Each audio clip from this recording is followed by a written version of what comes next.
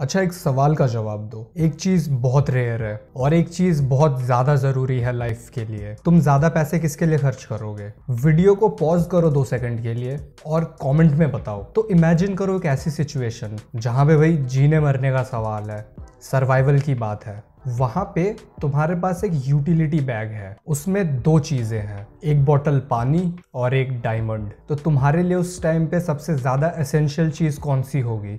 Water, right?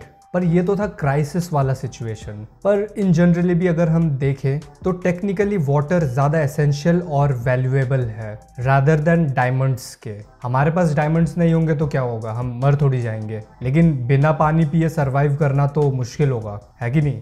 लेकिन इसके बाद भी डायमंड ज़्यादा प्रेशियस है, वाटर नहीं। अब तुम कह सकते हो कि हाँ, क्योंकि पानी का क्या है, वो तो अवेलेबल है ही हर जगह इजीली, कोई भी कहीं भी खरीद सकता है या फ्री में भी पी सकता है। लेकिन डायमंड तो भाई रेयर है। हाँ, ये सब तो है, पर तुम खुद सोचो कि ऐसा क्यों है कि कमोडिटी की अवेलेबिलिटी यहाँ पे उसके प्राइस को डिटरमिन कर रही है, उसकी नेसेसिटी नहीं। ऐसा नहीं है कि चीज़ रेयर है और नेसेसरी है तो महंगी है, बट नेसेसरी नहीं है, बस रेयर है तब भी महंगी है। क्यों है ऐसा?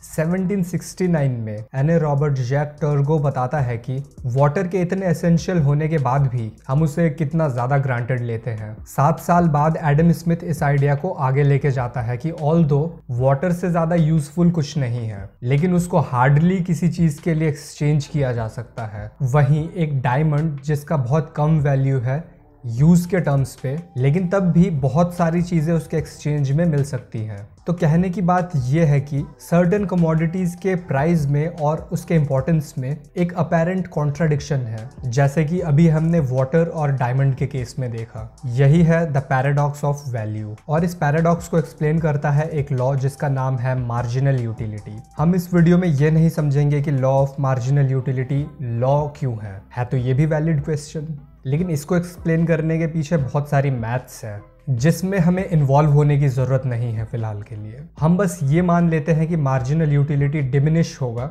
मतलब कम होता जाएगा। ये एक लॉ है और इसी से हमें फिर वर्ल्ड को कॉम्प्रिहेंड करना है। अब हम एक ऑलरेडी एस्टेब्लिश्ड लॉ को यूज़ करके कुछ समझ रहे हैं, तो ये हो गया डिडक्टिव रीजनिंग। ऑल्दो ये रिलेटेड नहीं है, पर मुझे लगा बता देता हूँ, सेंस बना रहा है यहाँ पे। तो 1889 में ऑस्ट्रियन इकोनॉमिस्ट यूजन वॉन बॉम-बॉवेक इसको कुछ इस तरीके से समझाता है कि एक फार्मर है, उसके पास 5 बैग्स है वीट के। फार्मर वो वीट खुद खाता है और चिड़ियों को खिलाता है। तो अगर उसका एक बैग चोरी हो जाए तो वो क्या करेगा? ज्यादा चांस है कि वो एक टाइम के बाद चिड़ियों को खिलाना बंद कर देगा। जब बात चूज करने की आ जाएगी कि भाई या तो खुद खा ले या तो चिड़ियों को ही खिला ले, तो 5 में से एक बैग चोरी हो गया है फार्मर का, तो अगर उसे एक बैग और खरीदना है तो वो उस एक बैग के कम पैसे देना चाहेगा अब, क्योंकि उससे जनरेट होने वाला सेटिस्फेक्शन कम है, क्योंकि उस एक बैग को फार्मर खुद कंज्यूम नहीं करेगा, उसे वो वैसे भी चिड़ियों को ही खिलाना है, तो वो उतने ही बराबर पैसे पे करने के लिए तो विलिंग नहीं होगा।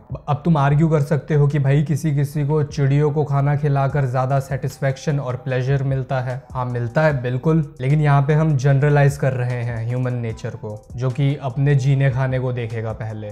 मार्जिनल यूटिलिटी को और अच्छी तरीके से समझाता हूँ। तो चलो, पानी के मेंशन से ये बात शुरू हुई थी, तो उसी के एग्जाम्पल से समझाता हूँ। तुम्हें बहुत ज्यादा प्यास लगती है तो तुम क्या करते हो? एक गिलास पानी पी लेते हो, है ना? अब उस एक गिलास को पीने से तुम्हारी प्यास बूझने लगेगी और तुम्हें सेटिस्फेक्शन मिलेगा। अब मार्जिनल यूटिलिटी का कॉन्सेप्ट कहता है कि तुम एक गिलास पानी का खत्म करके जब दूसरा ग्लास पियोगे तो उससे मिलने वाला सेटिस्फेक्शन पहले वाले ग्लास के कंपैरिजन में कम होगा। उसके बाद जब तीसरा ग्लास पियोगे तो उससे मिलने वाला सेटिस्फेक्शन दूसरे वाले ग्लास के सेटिस्फेक्शन से कम होगा, और वो ऐसे ही कम होता चला जाएगा। तो हम यहाँ पे देख सकते हैं कि जैसे जैसे ग्लास की क्वांटिटी, मतलब पानी की क्वांटिटी बढ़ती जा रही है, वैसे वैसे मार्जिनल यूटिलिटी कम होती जा रही है, पर टोटल यूटिलिटी वो बढ़ रही है। लेकिन पानी के साथ यही सीन है कि वो एबंडेंस में है और डायमंड रेयर है, तो मार्जिनल यूटिलिटी पानी की कम है और डायमंड की ज़्यादा है, इसीलिए इसका वैल्यू भी ज़्यादा है, भले ही वो पानी जितना एसेंशियल क्यों ना हो। मार्जिनल यूटिलिटी के लॉ को तुम रियल लाइफ में भी ऑब्जर्व कर सकते हो कि तुम्हारे पास अगर कोई भी चीज एबंडेंस में हो, पैसे, कपड़े, फ्रेंड्स, रिलेटिव्स, नेचुरल रिसोर्सेज, तुम सबको ग्रांटेड लोगे जैसे जैसे इनकी क्वांटिटी बढ़ती जाएगी। तो the law of marginal utility explain करता है द पैराडॉक्स ऑफ वैल्यू को, और एक्सप्लेन करने की कोशिश करता है कि रेयर चीजें वैल्यूएबल क्यों होती है, उनका कोई खास यूटिलिटी ना होने पर भी।